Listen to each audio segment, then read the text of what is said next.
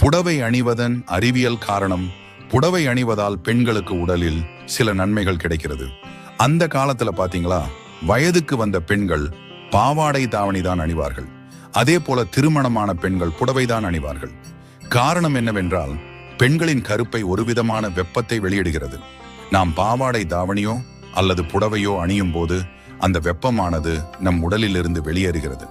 கருப்பை வெளியிடும் வெப்பமானது நம் உடலில் பரவாமல் வெளியேற வேண்டும் என்பதற்காக தான் புடவை மற்றும் தாவணியை பாரம்பரிய உடையாக அணிய வேண்டும் என்று நம் முன்னோர்கள் கூறினார்கள்.